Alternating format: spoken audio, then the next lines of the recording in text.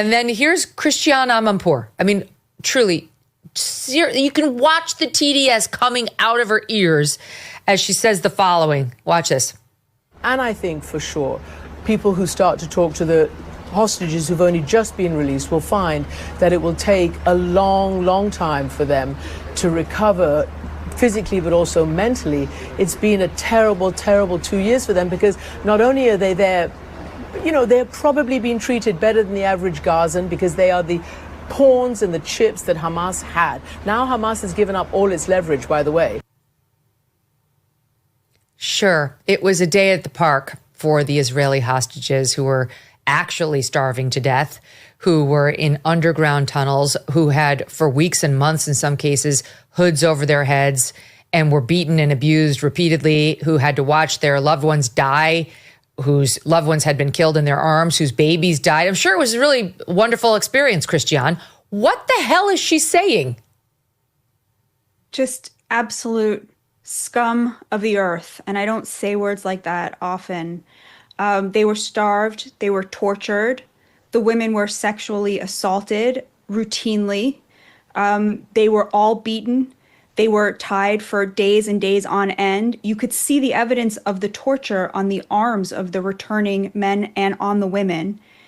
Just disgusting. And Megyn, that's who our legacy media is. They are the stenographers of terrorists. She's literally running cover for Hamas.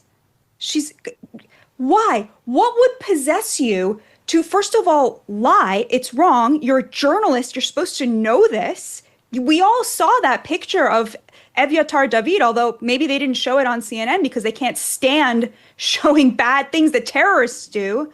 But so it's wrong, but B, what would possess you, even if it was true, to try to find a positive spin on the kidnapping by terrorists of innocent young people? It's so disgusting, and yet so totally in line with how our legacy media has treated this. The New York Times had a headline the other day, what will Hamas do now that it's given up its leverage? Like the New York Times is very worried that the mass raping, baby killing group that hides behind its own women and children and tortures and executes its own elderly and teenagers is not going to have any leverage anymore. This is who they've been from the beginning of this conflict, because they're totally wokeified, and everybody who works and consumes this legacy media at this point are part of that disgusting, over-credentialed leftist elite who inherently side with the people they see as having less power. And so they're completely in the bag for Hamas. But just to see that from Christiane Amanpour on CNN on this of all days,